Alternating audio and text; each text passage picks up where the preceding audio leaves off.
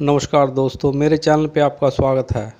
आज मैं आपको OBC certificate, other backward certificate online कैसे अप्लाई करते हैं इसका प्रोसेस बताऊंगा। इसमें किसी भी फॉर्म पर किसी भी अधिकारी के हस्ताक्षर की आवश्यकता नहीं होगी और आपका फैमिली आईडी के आधार पर OBC certificate, other backward certificate apply हो जाएगा। आप जब भी सेंटर में कोई वैकेंसी अप्लाई करते हैं या सेंटर का कोई भी एंट्रेंस एग्ज़ाम के लिए अप्लाई करते हैं, उसमें OBC certificate, other backward class certificate की आवश्यकता पड़ती है। इसलिए मैं आपको ओबीसी सर्टिफिकेट का बिल्कुल आसान सा तरीका बताऊंगा। चलो वीडियो स्टार्ट करते हैं दोस्तों। आपने कोई भी ब्राउज़र ओपन कर लेना है और ब्राउज़र में सरल हरियाणा टाइप करना है। टाइप करने के बाद आपने उसको एंटर कर देना है। एंटर करने के बाद आपके सामने अंत्योदय सरल पोर्टल ओपन होगा और इसके बाद आपने इसके ऊपर एंटर कर देना है। उसके बाद आपके सामने एक न्यू इंटरफेस ओपन होगा।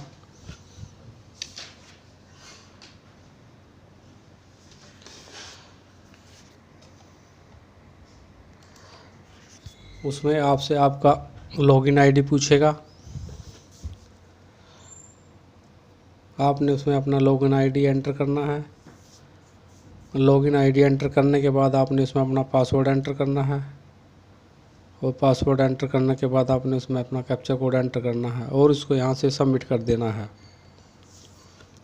जैसे ही आप इसको सबमिट करोगे, आपके सामने एक न्यू इंटरफेस ओपन होगा।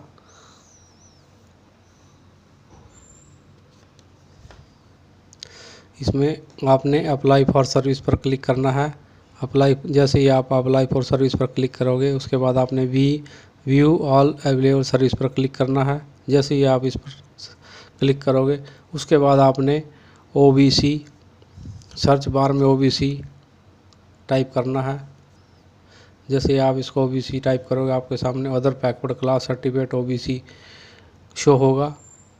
उसमें आपने ओबीसी इस पर क्लिक करना है। जैसे ही आप इस पर क्लिक करोगे, उसके बाद आपने प्रोसीड टू अप्लाई पर क्लिक करना है।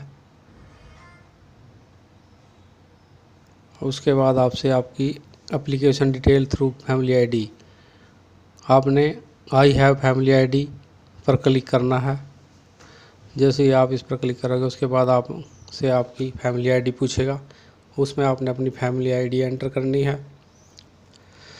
फैमिली आईडी एंटर करने के बाद आपने click here to fetch family data पर क्लिक करना है। जैसे ही आप इस पर क्लिक करोगे, उसके बाद आपसे मेंबर डिटेल पूछेगा। जो भी सदस्य का विवरण है, जिसका भी आपने ओबीसी सर्टिफिकेट बनाना है, उसको सेलेक्ट कर लेना है और सेंड ओटीपी कर देना है। जैसे आप सेंड ओटीपी करोगे, आपके रजिस्टर्ड मोबाइल नंबर पर एक ओटीपी जाएगा, जो भी फैमिली आईडी में आपका नंबर रजिस्टर्ड है, और उस ओटीपी को एंटर कर देना है। ओटीपी एंटर करने के बाद आपने click here to verify OTP, इस पर क्लिक कर देना है और इसके बाद आपने इसको स्क्रॉल डाउन कर लेना है। स्क्रॉल डाउन करने के बाद आपके सामने पर्सनल डिटेल शो होगी, जो कि पहले से ही ऑलरेडी सेव हो जाएगी। जो भी आपका फैमिली आईडी में डाटा है, वही डाटा आपका यहाँ शो होगा और आपने इसको अच्छी तरह से चेक कर लेना है। चेक करने के बाद आपने इसको स्क्रॉल डाउन कर देना है। जैसे ही आप स्क्रॉल डाउन करोगे, उसके बाद आपसे लोकेशन डिटेल पूछेगा। आपकी तहसील, जो भी आपकी तहसील है, वो सेलेक्ट कर लेनी है। उसके बाद आपने अपना गांव, विलेज जो भी है वो सेलेक्ट कर लेना है, जो भी कैंडिडेट का गांव लगता है। उसके बाद आपने father income detail through family ID, जो भी फैमिली आईडी में आपकी फादर की इनकम है, और उसके बाद आपने यस पर क्लिक कर देना है। क्या आपके पिताजी जीवित हैं, वो यस कर देना है। उसके बाद उसकी फैमिली आईडी एंटर करनी है। जैसे ही आप फैमिली आईडी एंटर करोगे, उसके बाद आपने क्लिक हेयर कर देना है और अपने पिताजी का नाम एंटर सेलेक्ट कर लेना है और उसको सेंड ओटीपी कर देना है।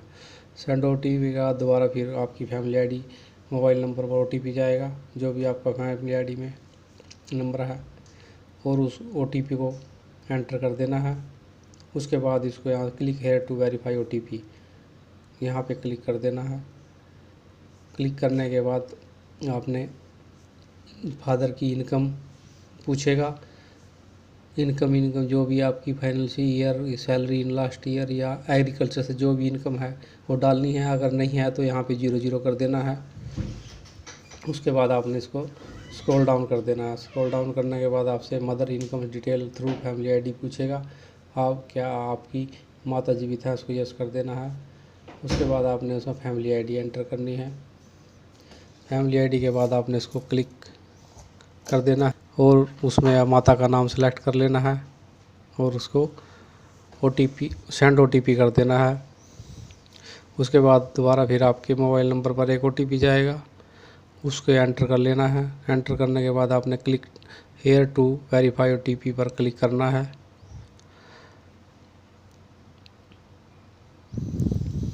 और उसके बाद आपकी इनकम वेरीफाई हो जाएगी, जो भी इनकम है।